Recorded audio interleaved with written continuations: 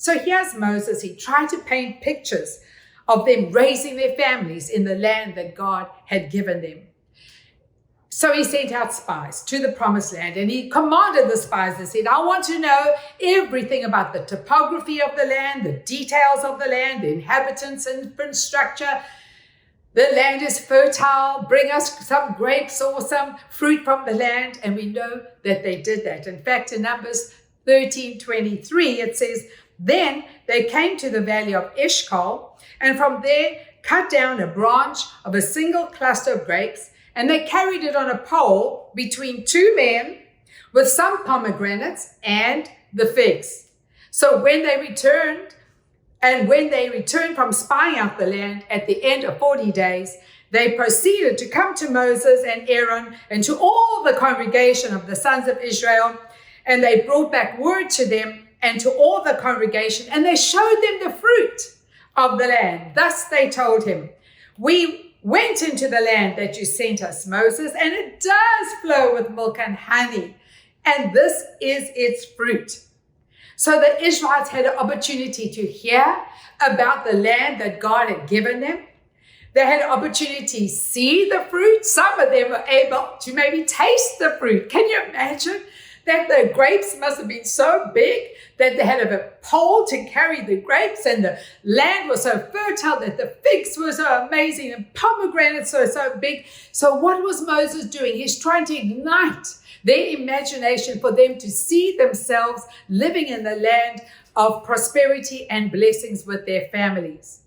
But the 10 spies that went, they let their fears of the present circumstance, the fears of the moment, dictate their future. You hear me, family? The 10 spies let the fears of their circumstances, of the moment, dictate their future. Their fears sabotaged the purposes of God. They allowed the present hardships and challenges that they were facing to steal their future.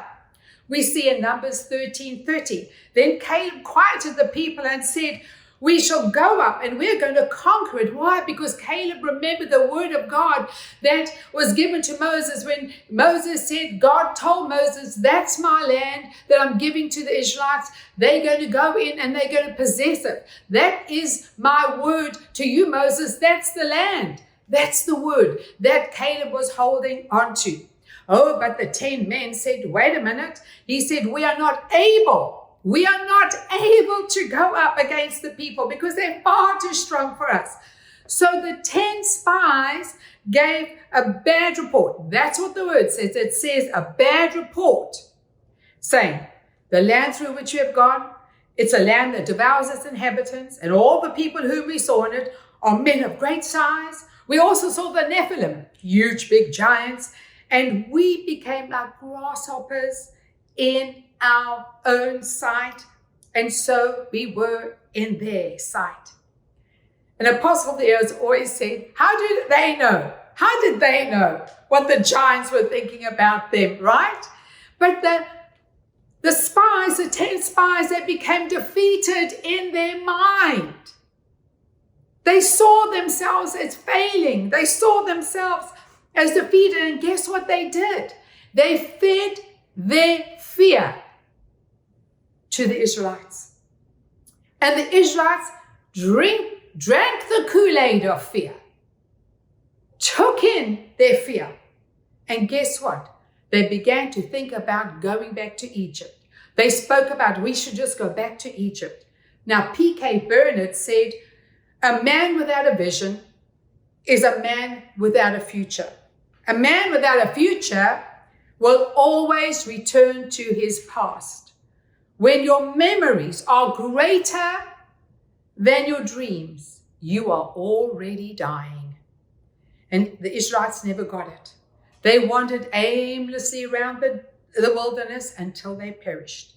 Their inability to capture the vision was rooted in their failure to embrace their identity in God. They forgot that they were covenant people. They forgot about the miracles that were already performed in their lives. But above all, in my opinion, they forgot the word that God gave them. They forgot the word. They saw themselves as grasshoppers. They didn't see themselves how God saw them.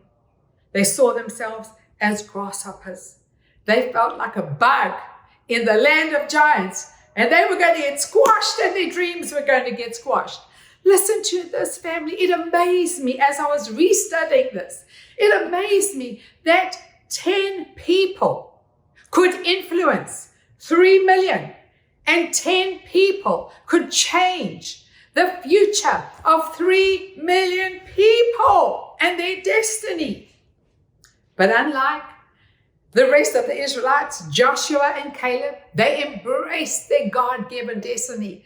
They allowed that vision that God had given them about their future to be etched deep within their heart. Even though they had to wait 40 years for their dreams to come to pass, they never lost their vision. They never lost what God had put in their hearts. Thank you for watching Dr. Bev's YouTube channel. We will continue to offer dynamic and uplifting highlights from Dr. Bev's messages. Please take the time to like and share the videos. And most importantly, don't forget to subscribe to the channel. Keep watching the Dr. Beverley Wolmarans YouTube channel.